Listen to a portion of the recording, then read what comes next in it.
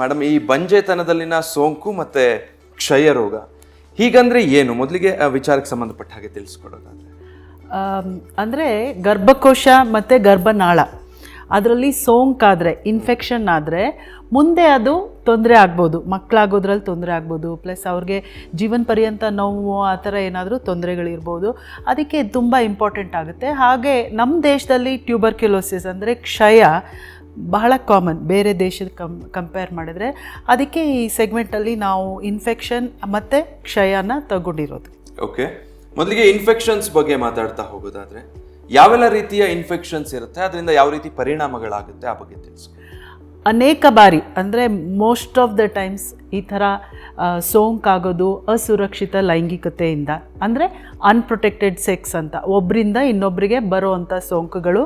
ಅದು ಮುಂದೆ ಪರಿಣಾಮ ಆಗುವಂಥದ್ದು ಕ್ಲಾಮಿಡಿಯಾ ಇನ್ಫೆಕ್ಷನ್ ಅಂತಿರುತ್ತೆ, ಗೊನೋಕಾಕಲ್ ಇನ್ಫೆಕ್ಷನ್ ಅಂತಿರುತ್ತೆ. ಅನೇಕ ಇನ್ಫೆಕ್ಷನ್ಸ್ ಇದೆ, ಸೋಂಕುಗಳಿದೆ ಇದು ಲೈಂಗಿಕ ಕತೆಯಿಂದ ಬರೋವಂಥದ್ದು.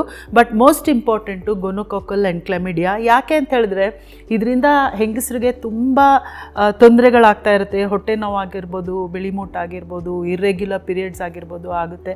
ಅದಲ್ಲದೆ ಮುಂದೆ ಮಕ್ಕಳಾಗೋದಕ್ಕೂ ತೊಂದರೆ ಆಗುತ್ತೆ. ಓಕೆ, ಸೊ ಅದೊಂದೇ ಕಾರಣನ ಅಥವಾ ಬೇರೆ ಬೇರೆ ಕಾಸಸ್ಗೆ ಈ ರೀತಿಯಾದಂತಹ ಇನ್ಫೆಕ್ಷನ್ಗಳು ಬರಬಹುದಾ? ಪಾಸಿಬಿಲಿಟೀಸ್ ಮೋಸ್ಟ್ ಆಫನ್ ಇದೇ ಕಾರಣ. ಅದು ನಾವು ನೋಡ್ತಾ ಇದ್ದೀವಿ ಒಂದು ಸುಮಾರು ಲಾಸ್ಟ್ 1.5 ದಶಕ 2 ದಶಕದಿಂದ ಸಣ್ಣ ವಯಸ್ಸಿನವರು ಅಂದರೆ 18ರಿಂದ 24-25 ವರ್ಷದವರು ಬಹಳ ಇದು ಅಸುರಕ್ಷಿತ ಲೈಂಗಿಕತೆಯಲ್ಲಿ ತೊಡಗ್ತಾ ಇದ್ದಾರೆ. ಅದು ಭಾಳ ಕಾಮನ್ ಥರ ಆಗೋಗಿದೆ. ಅದರಿಂದ ಒಬ್ಬರಿಂದ ಒಬ್ಬರಿಗೆ ಇನ್ಫೆಕ್ಷನ್ ಹರಡ್ತಾ ಇದೆ. ಮತ್ತು ಇನ್ನೊಂದು ಕಾರಣ ಏನಿರ್ಬೋದು ಅಂತಂದರೆ, ಯಾವುದೋ ಕಾರಣಕ್ಕೆ ಒಂದು DNC ಮಾಡಿಸ್ಕೊಂಡಿರ್ತಾರೆ ಅಥವಾ ಡೆಲಿವರಿ ಆದಮೇಲೆ ಆಗುತ್ತೆ. DNC ಅಂತಂದರೆ ಗರ್ಭಕೋಶದ ಒಳಗೆ ಏನೋ ಪ್ರೊಸೀಜರ್ ಮಾಡಿರ್ತೀವಿ, ಇಲ್ಲ DNC ಮಾಡಿರ್ತೀವಿ, ಇಲ್ಲದೇ ಬೇರೆ ಇನ್ನೇನೋ ಟೆಸ್ಟ್ ಮಾಡಿರ್ತೀವಿ. ಅಂಥ ಟೈಮಲ್ಲಿ ಸಾಮಾನ್ಯ ಡಾಕ್ಟರ್ಸ್ ಮಾಡಬೇಕಾದ್ರೆ ನಾವು ಏನಾದ್ರೂ ಸೋಂಕು ನಿರೋಧಕ ಅಂದರೆ ಆ್ಯಂಟಿಬಯೋಟಿಕ್ಸ್ ನಾವು ಕೊಟ್ಟೇ ಇರ್ತೀವಿ. ಈ ಥರ ಅಸುರಕ್ಷಿತ ಲೈಂಗಿಕತೆಯಲ್ಲಿ ಅವ್ರಿಗೆ ಹೆಚ್ಚಾಗಿ ಅವ್ರಿಗೆ ಮಾಹಿತಿ ಇರೋದೂ ಇಲ್ಲ. ಮತ್ತು ಇದ್ರೂ ಅವರು ಒಬ್ಬರ ಹತ್ರ ಹೋಗಿ ಹೇಳ್ಕೊಳ್ಳೋಕ್ಕೇನು ಹಿಂಜರಿದ್ಬಿಟ್ಟು ಅದು ಹಾಗೆ ಕಂಟಿನ್ಯೂ ಆಗ್ತಾ ಇರುತ್ತೆ. ಓಕೆ, ಸೊ ನೀವು ಹೇಳಿದ್ರೆ ಒಂದು ಈ ಸಮಸ್ಯೆ ಬಂದ ಮೇಲೆ ಯಾಕೆ ಬಂತು ಅನ್ನೋದ್ರ ಮಾಹಿತಿನೂ ಇರಲ್ಲ, ಮತ್ತೆ ಅದನ್ನ ಎಕ್ಸ್ಪ್ರೆಸ್ ಮಾಡೋದಕ್ಕೂ ಹಿಂಜರಿತಾರೆ ಅಂತ. ಹಾಗಿದ್ರೆ ಈ ಸಮಸ್ಯೆಗಳು ಹೇಗೆ ಶುರು ಆಗುತ್ತೆ? ಆರಂಭಿಕವಾಗಿ ಇದನ್ನ ಕಂಡುಹಿಡ್ಕೊಳ್ಳೋದು ಹೇಗೆ ಮಾಡಿ?